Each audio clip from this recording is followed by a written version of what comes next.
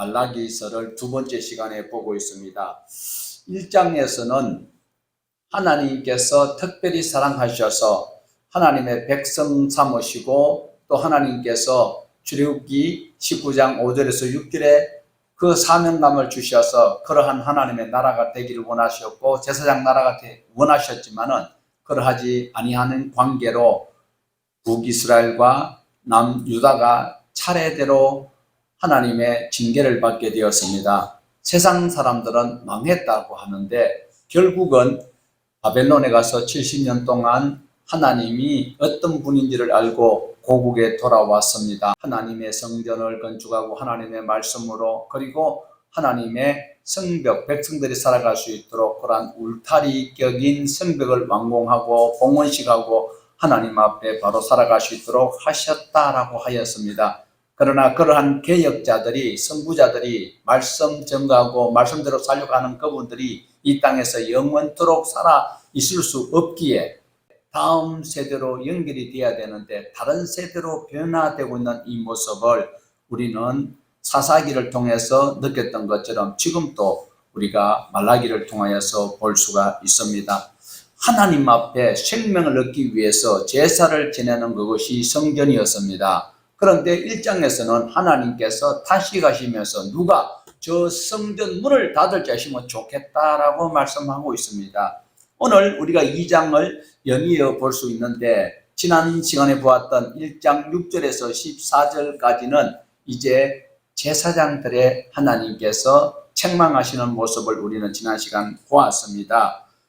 이 사람들이 제사장들이 어떤 일을 하였는가 하면 세상의 권력자 총독에게도 주어서는 안 될 병든 것, 저는 것, 훔친 재물을 드리고도 하나님께서 우리를 뭘 어떻게 했습니까? 라고 따지고 있는 이 장면을 볼 수가 있어요. 자, 그러면 오늘 우리가 2장을 볼 것인데요. 이제 말라기 2장 1절을 우리 같이 보시겠습니다. 너희 제사장들아 이제 너희에게 이같이 명령하노라. 이제라는 단어를 우리 눈여겨보셔야 되는데 이제라는 것은 하나님을 모독한 제사장들의 그 받았던 저주 그리고 경고 이것을 내릴 수밖에 없는 때에 있다. 이제는 이제 막 시작한다는 소리입니다. 저주와 그리고 모든 경고를 하고 있는 장면입니다. 다시 우리 2절을 같이 보십시다. 만군의 여호와가 이르노라 너희가 만일 듣지 아니하며 마음에 두지 아니하여 내 이름을 영화롭게 하지 아니하면 내가 너희에게 저주를 내려 너희의 복을 저주하리라. 내가 이미 저주하였거니 이는 너희가 그것을 마음에 두지 아니하였음이니라. 하반절에 빨간 글씨로 표시해 놨는 것 잘 보십시오. 내가 이미 저주하였나니 하나님께서 이미 저주하였음에도 제사장들은 하나님이 저주하신 그것을 마음에 두지 아니하고 있다. 우리는 저주받았다 하면 사람이 괴물로 변하든지 정상적이지 아니하는 그런 기이한 형태를 저주라고 이야기할 수 있는데 여기에서 하나님께서는 긍휼이 풍성하셔서 없애버리지 아니하고 사람이 개돼지가 짐승이나 뱀이 되도록 하지 아니하고 맨 제사장은 제사장인데 하나님의 맡겨진 사명을 감당하는 그 일에 힘들 수 있도록 하였는 그것이 바로 하나님의 긍휼입니다. 바로 삭을 잘라버리거나 어떤 처단을 한 것이 아니었다라는 거예요. 그러면 하나님의 말씀을 전달하고 가르치고 교육해야 되는 제사장들이 하나님께서 그러한 사역에 많은 장애가 있다면 깨달아야 된다는 거예요. 많은 성도들이 교회에 나와서 예수님을 구주로 고백하고 신앙생활을 하고 있는 삶 가운데서도 환난이 있고 어려움이 있으면 깨달아야 된다는 거예요. 하나님의 메시지를 깨달아야 되는데 이때 당시에 제사장들은 이미 저주를 내렸음에도 그것을 마음에도 두지 아니하고 자기가 할 수 있는 다음 계책을 계속 빼내고 있는 이것을 책망하고 있습니다. 이 저주를 무시하는 그 인간들 2절을 자세히 보면 세 가지를 요약할 수가 있는데요. 첫 번째로 하나님의 말씀을 듣지 아니했습니다. 두 번째로는 하나님의 말씀을 마음에 두지 아니하였습니다. 세 번째로는 하나님을 영화롭게도 하지 아니하였다라는 것입니다. 자, 하나님의 말씀을 듣고 하나님의 말씀을 마음에 새기고 그리고 하나님의 말씀대로 행함으로 하나님의 이름을 영화롭게 해야 될 제사장들이었고 오늘 이 자리에 있는 저와 여러분이 돼야 됩니다. 그럼에도 감당하지 아니하면 무슨 일이 생기는가? 하나님께서 제사장에게 저주를 내릴 뿐만 아니라 제사장이 축복하는 그 자체도 어떻게 해요? 저주가 되도록 해버리겠다라고 말씀하고 있습니다. 오늘날 많은 제사장들 하나님 앞에 하나님의 말씀을 바로 전가하지 아니하고 개인에게 복을 빌어주고 있다는 것은 바로 하나님께서 제사장에게 저주를 내렸고 저주받은 자가 저주를 해봐야 그 축복이 뭐로 바뀐다? 저주로 하나님께서 심판을 내리겠다라고 말씀을 하고 있습니다. 하나님의 백성은 하나님의 말씀을 듣고 마음에 새기고 그리고 행동으로 옮겨가야 합니다. 힘듭니다. 그게 뭐예요? 바로 십자가의 길입니다. 십자가의 도입니다. 십자가는 저주받은 자가 달리는 것이에요. 우리 예수님이 저주받았어요. 왜? 나와 여러분의 죄를 대신 짊어지시고 저주를 받았던 그 십자가가 우리에게 생명의 증표가 되는 것이죠. 그래서 오늘 하나님의 말씀을 지켜 행하는 것 바보처럼 여겨지고 세상 사람들은 우리를 없인 여길 수 있지만 그러나 우리는 진리이기에 그 길을 오늘 마다하지 아니하고 이 더위에도 정한 시간 하나님 앞에 나왔다라는 것입니다. 이 제사장들이 이 세 가지를 하나님의 말씀을 듣지도 아니하고 마음에 두지도 아니하고 하나님을 영화롭게 하지 아니했을 때에 어떤 결과의 형벌이 있는가? 바로 3절입니다. 보라, 내가 너희 자손을 부딪을 것이요 똥 곧 너희 절기의 희생의 똥을 너희 얼굴에 바를 것이라. 너희가 그것과 함께 제하여 버림을 당하리라. 자, 세 번역에는 어떻게 번역을 했는지 같이 봅시다. 나는 너희 때문에 너희 자손을 부짓겠다. 너희 얼굴에 똥칠을 하겠다. 너희가 바친 희생 제물의 똥을 너희 얼굴에 칠할 것이니 너희가 똥 묻기 위해 버려지게 될 것이다. 똥을 귀하게 여기는 사람 있습니까? 밥이 한 그릇 있어요. 똥이 한 사발이 있어요. 밥 한 사발이 있어요. 어느 것이 귀합니까? 밥이 귀하지요. 안 믿는 사람, 저 사람들은 떡이지, 아니, 빵이지요. 그러면 빵하고 똥하고 어느 것이, 똥은 어디에, 냉장고에 두십니까? 버리잖아요. 성전이 있는데요. 희생의 제물을 드릴 때도 이런 부정한 것은 북문 끝에 재버리는 곳이 따로 있어요. 그곳에 버린다라는 것. 버린다라는 것은 설모가 있다 없다? 설모가 없다라는 것입니다. 자, 그래서 이제 우리 개정에는 자손을 부딪을 것이요라고 되어 있는데 이게 또 다른 번역에 보면 어떤 말씀이 있는가 하면은요. 내가 너의 팔을 견책할 것이다. 팔은 뭐 할 거예요? 하나님께서 팔이 있는지 없는지 우리는 하나님의 팔을 본 적이 없고 볼 수도 없어요. 그러나 우리가 의지적으로 하나님을 찬양하면서 우리가 하나님의 능력을 오른손을 능력이라고 우리가 표현하고 있듯이 이 팔은 모든 활동하는 데 꼭 필요한 것입니다. 그러나 팔을 견책한다. 팔을 버리겠다. 그러면 할 수 있는 것이 아무것도 없어집니다.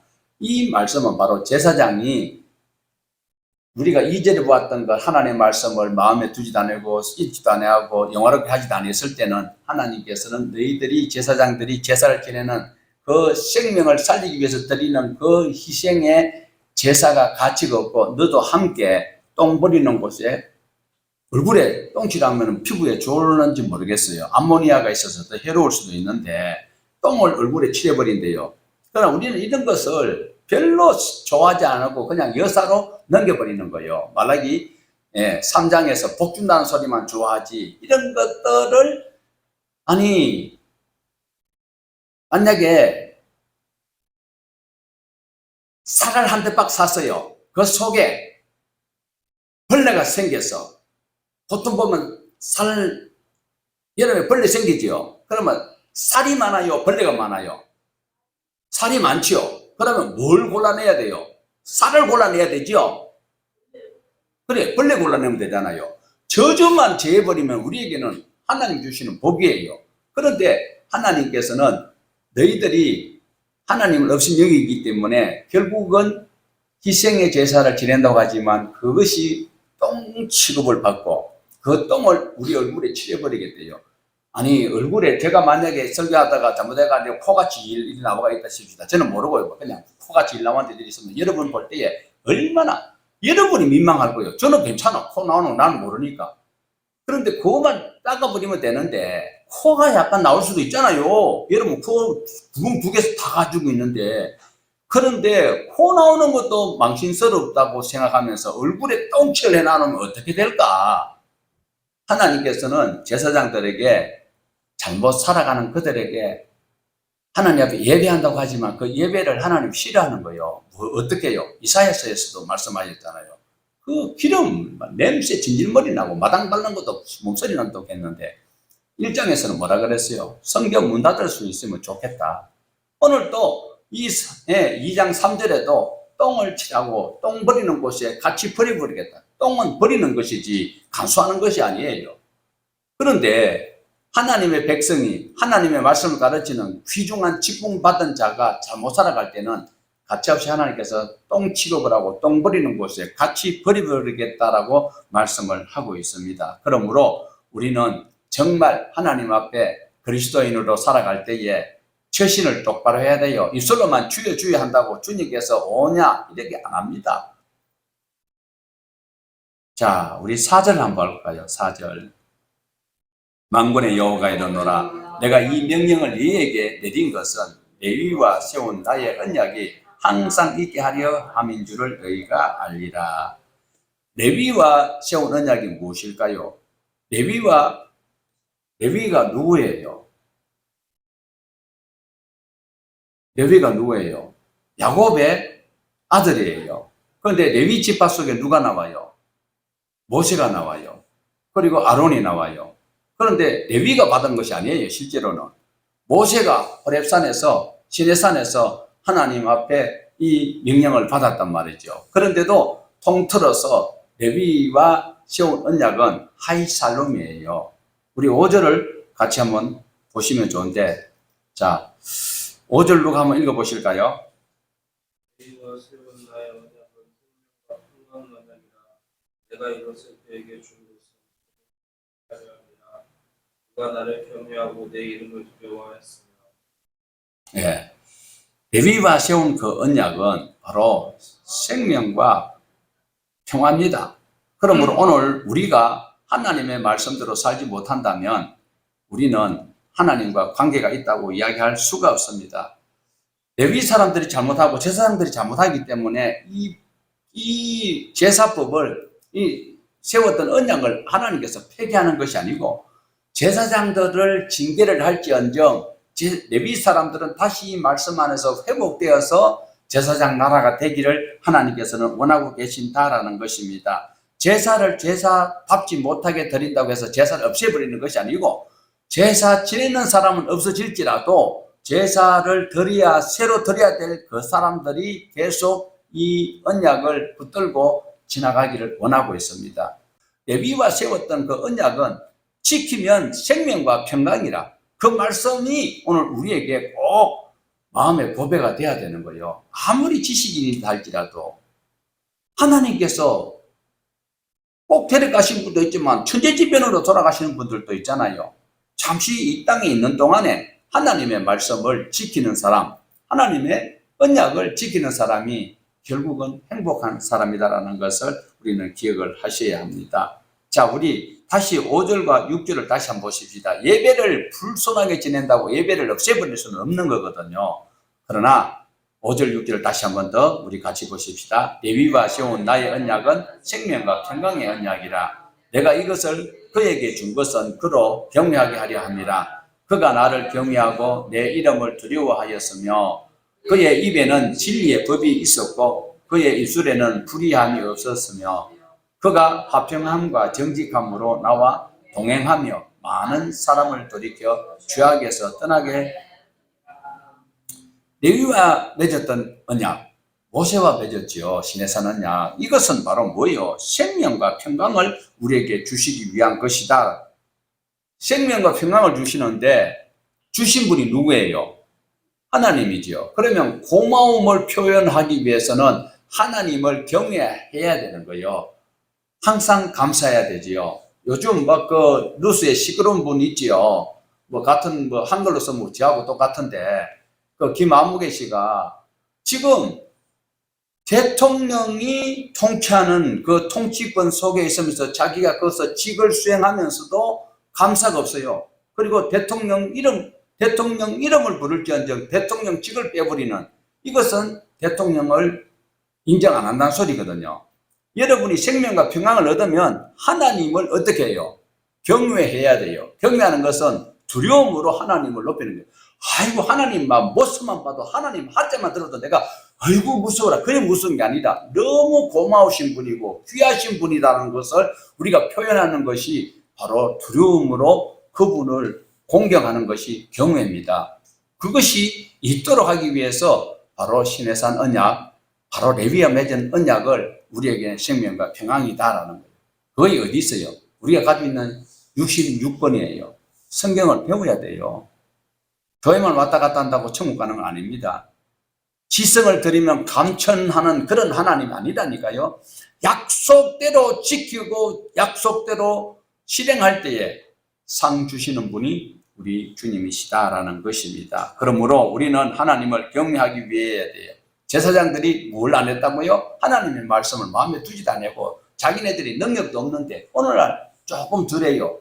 한동안에 2000년도 이제 전반 들었었을 때에 은사 집회한다고 구석구석에 지하실이나 뭐 어디나 산에 가면 무조건 막 축복하고 막 예언하고 은사 막 남발하고 있는데, 이때에 하나님께서 이미 그들에게 주신 적이 없어. 그런데 남이 하는 것을 이상하게 모방하여서 이게 뭐냐, 뭐 조금 전에도 우리가 2절에도 봤잖아요. 이미 저주하여서 재벌이 없는데도 제사장은 뭐 하나님이 주식이란 말이야 상관없이 자기는 그대로 집행하는 거예요. 자기에게 상대를 알고 있고 미래를 축복할 수 있는 고난도 하나님 안 주셨는데 많은 은사자들이 은사라는 그것을 탈을 쓰고 금품을 착취한 그런 나쁜 사람들이었습니다.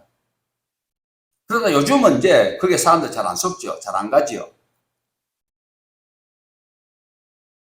제사장들은 하나님의 말씀을 바로 지도하여서 죄악에서 떠났던 자들이 양심의 가책을 받고 하나님께로 돌아오도록 해야 될 사명이 제사장들에게 있었다라는 거예요. 그런데 그들이 그래 하지 아니하고 있습니다. 자, 7절을 보십시다. 제사장은 어떤 행동을 해야 되는지. 7절, 제사장의 입술은 지식을 지켜야 하겠고 사람들은 그의 입에서 율법을 구하게 되어야 할 것이니 제사장은 만군의 여호와의 사자가 됨이거늘. 제사장은 생명의 말씀을 증거를 해야 합니다. 자, 제사장은 뭘 해야 돼요? 말씀을 가르쳐야 됩니다. 백성들은 하나님의 언약, 말씀, 성경을 알아야 돼요. 자, 그러면 호세아서를 우리가 다시 한번 보시겠습니다. 호세아 4장 6절 시작. 내 백성이 지식이 없으므로 망하는도다. 내가 지식을 버렸으니 나도 너를 버려 내 제사장이 되지 못하게 할 것이요 내가 내 하나님의 율법을 잊었으니 나도 내 자녀들을 잊어버리리라. 우리가 하나님 말씀을 모르면 망해요. 복을 받아고 흥해져요. 자, 그러면 신약 성경에서 저와 여러분을 뭐라고 지칭하고 있는지 같이 한번 볼까요? 시작. 그러나 너희는 택하신 족속이요 왕같은 제사장들이요 거룩한 나라요 그의 소유가 된 백성이니 이는 너희를 어두운 데서 불러내어 그의 기이한 빛에 들어가게 하신 이의 아름다운 덕을 선포하게 하려 하심이라. 당신은 뭐요? 제사장이요. 어떤 제사장? 왕같은 제사장. 그런데 왜 우리를 왕같은 제사장 되게 하는가? 바로 출애굽기 19장 5절과 6절과 똑같은 말씀이지요. 바로 우리가 하나님의 소유된 백성이 되고요. 우리가 하나님의 말씀을 증거해야 되는데 그를 해야 될 사명이 바로 무엇인가 하면 기이한 빛에 하나님이 만들어 놓은 영원한 그 나라에 들어갈 수 있도록 하기 위해서 그 덕을 우리가 선전하고 선포하고 그러기 위해서. 그러면 여러분이 이 자리에 앉아서 말씀만 꼬박꼬박 받아가는 사람이 아니라 여러분이 왕같은 제사장이 되었으니 어떻게 해야 돼요? 호세아 4장 6절에 뭐라 그래요? 이 백성이 뭐가 없어서 망한다고요? 하나님을 아는 지식이 없어서. 하나님 아는 지식이 뭐예요? 바로 율법을 알아야죠. 신의 산 언약을 알아야죠.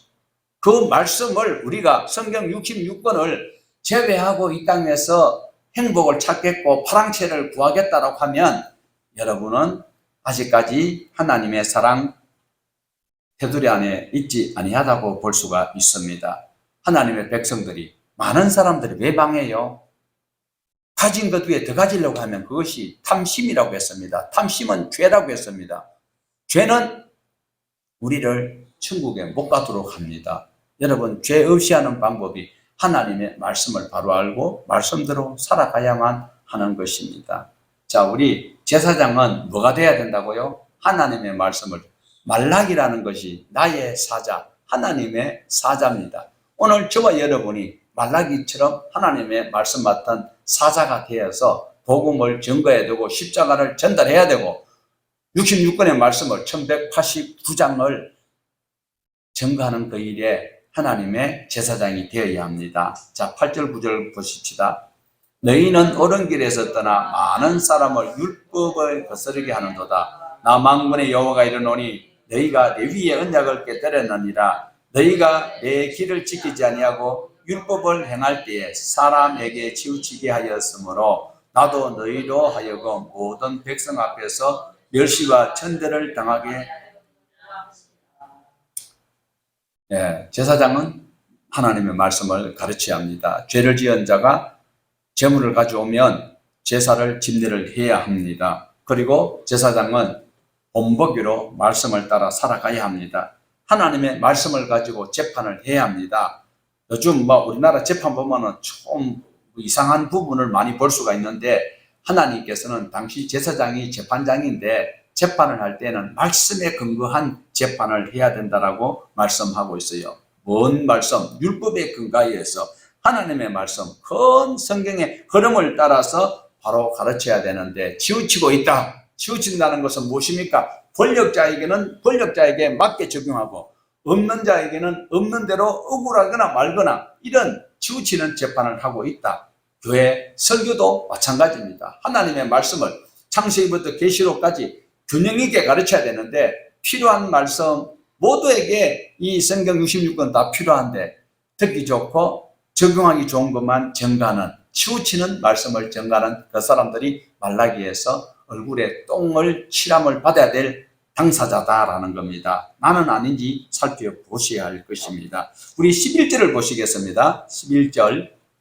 유다는 거짓을 행하였고 이스라엘과 예루살렘 중에서는 가증한 일을 행하였으며 유다는 여호와께서 사랑하시는 그 성결을 욕되게 하여 이방 신의 딸과 결혼하였으니. 유다는 뭐 했다고요? 백성들이 가증한 일을 행하였습니다. 거룩해야 될 것이 욕되게 되었다라는 거지요. 자, 여기서는 분명히 유다 사람들이, 하나님의 선민들이 누구와 결혼하였습니까? 이방 여인하고 결혼했어요? 이방 신하고 결혼했어요? 아니죠. 신하고 어떻게 결혼을 해? 어쨌든 이방 여인 사람과 결혼을 했는데 여기서는 신의 딸이라고 할 만큼 타락한 이 모습을 지적하고 있습니다. 이방 신의 딸과 결혼했다라고 이야기하는 것은 바로 이방 신을 따르는 대표적인 그 인물이 솔로몬이겠지요. 1000명의 부인들이 각각 그 신을 가지고 왔는데 그 신을 학대를 할 수 없는 이런 잘못된 것 때문에 결국은 두 자손들을 통하여서 두 나라가 다 어려움을 당하였다는 것을 볼 수가 있습니다. 자, 이방 신의 딸과 결혼하는 것 같다. 우리가 신앙생활 하면서 교회 다니면서 예수 믿는다고 하면서 내 마음대로 하는 것은 바로 하나님을 멸시하는 거예요. 결혼은 무엇입니까? 결혼은 하나님이 짝지어 주신 것입니까? 내가 선택하여서 하나님 앞에 나와서 우리에게 갈 길을 하나님이 함께하여 주십시오라는 것이 결혼입니까? 많은 사람들이 짝지었다고 하니까 하나님이 운명적으로 짝지어 주신 것으로 착각하고 있는데 여러분이 선택한 거예요. 선택하는 그 순간에 하나님 앞에 나와서 같이 살겠습니다, 언약을 지키겠습니다 했으면 그 언약을 지켜야 되는 것인데 함부로 하면 야단 맞습니다. 우리 12절은 세 번역으로 우리 같이 12절을 보시겠습니다. 이런 일을 하는 사람은 그가 어떤 사람이든지 만군의 주님께 제사를 드리는 사람이라고 하여도 주님께서 그를 야곱의 가문에서 쫓아내실 것이다. 어떤 사람요? 바로 하나님의 장막에서 하나님의 언약 공동체에서 쫓겨난다는 무서운 말씀은 바로 3절에서 하반절에 이야기했습니다. 쫓겨난다, 끊어진다, 재버리는 곳에 버려버리겠다, 이 소리입니다. 어떤 사람요? 결혼해놔놓고 함부로 이혼하고 이런 사람들을 말씀합니다. 자, 우리 13절, 14절을 같이 보십시다. 너희가 잘못한 일이 또 하나 있다. 주님께서 너희 재물을 외면하시면 그것을 기꺼이 받지 않으신다고 너희가 눈물과 울음과 탄식으로 주님의 제단을 적셨다. 그러면서 너희는 오히려 무슨 까닭으로 이러십니까 하고 묻는다. 그 까닭은 내가 젊은 날에 만나서 결혼한 너의 아내를 배신하기 때문이며 주님께서 이 일의 증인이시기 때문이다. 그 여자는 너의 동반자이며 내가 성실하게 살겠다고 언약을 맺고 맞아들인 아내인데도 네가 아내를 배신하였다. 자, 13절에서는 백성들의 또 다른 죄악을 다른 사람의 눈에 눈물을 흘리게 하면 너는 내 눈에 우리 속담에 뭐를 흘리게 한다고요? 예, 그러나 그 말은 성경이 아니고 눈물과 울음과 탄식을 자아나게 한다. 남편이 어려서 연약한 아내를 책임지겠다고 서약해놔 놓고 이렇게 헌신작 버리듯이 이렇게 한다라는 것이죠. 자, 14절에 보면 아내를 짝이라 갚는 배필 하나님께서 이제 둘이 살아갈 수 있도록 허락하신 것입니다. 허락했으면 함부로 나누면 안 되지요. 그런데 우리는 교회에서 여기에 이제 지도하는 방법이 다 각자 다른데 하나님이 예정해 놓아서 저 부분은 하나님이 짝지어 주신 것이다. 그것이 우리가 입만 삐죽삐죽 그럴 것이 아니라 의미를 바로 알아야 되는 거예요. 우리가 선택하여서 하나님 앞에 이제는 하나님 말씀대로 살겠습니다라는 것이죠. 그래서 하나님께서 그렇게 어린 유약한 아내를 데리고 와서 바로 살겠다고 했던 너가 누구 앞에서요? 하나님 앞에서 서약을 했잖아요. 그러면 그 아내를 업신여기고 아내를 함부로 학대하는 것은 누구를 학대하는 것이다? 하나님을 업신여기는 것이다. 자, 우리 15절, 16절 맨 세 번역입니다. 같이 보십시다. 한 분이신 하나님이 내 아내를 만들지 아니하였느냐? 육체와 영이 둘 다 하나님의 것이다. 한 분이신 하나님이 경건한 자손을 원하시는 것이 아니겠느냐? 너희는 명심하여 젊어서 결혼한 너희 아내를 배신하지 말라. 나는 이혼하는 것을 미워한다. 주 이스라엘의 하나님이 말한다. 아내를 학대하는 것도 나를 미워한다. 그러나 너희는 명심하여 아내를 배신하지 말라. 배신하면 안 되겠다, 그죠? 배신하면 될까요? 자, 이혼하는 것, 그리고 우리 이제 본문에 보면 개역 개정에 보면 옷으로 그것을 가리는 것 있는 그것도 아내를 학대하는 것으로 아내를 버리는 것을 표현하고 있는 그런 부분입니다. 자, 아내와 하나 되지 못하는 것. 그러니까 약속해놓고 약속을 안 지키면 하나님이 기뻐하지 않는다라는 것을 말씀하고 있습니다. 자, 우리 17절 한번 17절. 너희가 말로 여호와를 괴롭게 하고도 이러기를 우리가 어떻게 여호와를 괴롭혀 드렸나이까 하는도다. 이는 너희가 말하기를 모든 악을 행하는 자는 여호와 눈에 좋게 보이며 그에게 기쁨이 된다 하며 또 말하기를 정의의 하나님이 어디 계시냐 합니다. 백성들이 말을 이렇게 하고 있습니다. 백성들이 이렇게 말하는 것은 책임은 누구 책임이라? 제사장들이 바로 교육하지 못하였기 때문에 하나님을 괴롭게 해놓고도 그러하지 아니했다라고 변명하고 있습니다. 돈 봉투 받아놔 놓고도 안 받았다 하는 사람들이 여기에 포함되겠지요. 죄 지었으면은 회개를 해야지요. 그래 놓고도 하는 소리가 정의로운 하나님은 없다라고 이야기를 하고 있습니다. 백성들의 이 심리적 상태와 신앙 상태는 너무나도 저주받아 마땅합니다. 그 책임은 누가 져야 될까요? 제사장 책임이다라는 것입니다. 이스라엘 민족이 하나님의 나라를 앞장 세우는 그 일에 제일 먼저 써야 되는데 공동체가 바로 써야 되는 거예요. 공동체가 나라가 서야 돼요. 나라 망해버리고 나면 자기 혼자서 뭐 국회의원 하면 뭐 어떻게 돼요? 그런데 제사장이 하나님의 나라를 세워가는 그 일에는 관심이 없어요. 이스라엘 공동체가 쓰는 것은 관심이 없어. 어디에요? 오늘 교회가 그렇다니까요. 개인에게 축복을 강조하고 있다는 거죠. 하나님의 말씀을 바르게 가르치지 못한 이유이다라는 것을 볼 수가 있어요. 자, 우리 말라기 2장 5절을 지나가는 건데 다시 한번 더 보십시다. 시작. 예비와 세운 나의 언약은 생명과 평강의 언약이라. 내가 이것을 그에게 준 것은 그로 경멸. 나를 경외하고 내 이름을 들고 하였으며. 자, 빨간 글씨를 눈여겨보시면은요, 바로 원어로 보면 생명과 평강이 하이살롬이에요. 하이살롬. 평강의 언약을 맺은 사람은 하나님을 경외하면서 살아가야 되는데 자기 혼자서 살아가도록 하나님께서 이 법을 주신 것은 아니다라는 거예요. 이 생명과 평강의 법이 개인에게 치우치는 것을 하나님은 금하고 있어요. 공동체가 무슨, 우리 주님 가르치신 기도도 주기도문도 맨 마찬가지예요. 우리가 있어요. 교회가 돼야 돼요. 교회는 우리 한 사람 한 사람이 모여가지고 교회가 되는 거예요. 그래야 되는데 평강을 공동체가 누려야 되는데 개인에게 누릴 수 있도록 말씀을 치우치고 있다라는 것이 안타깝다라는 거예요. 그래서 제사장들은 공동체가 하나님의 나라가 우선이다라는 것.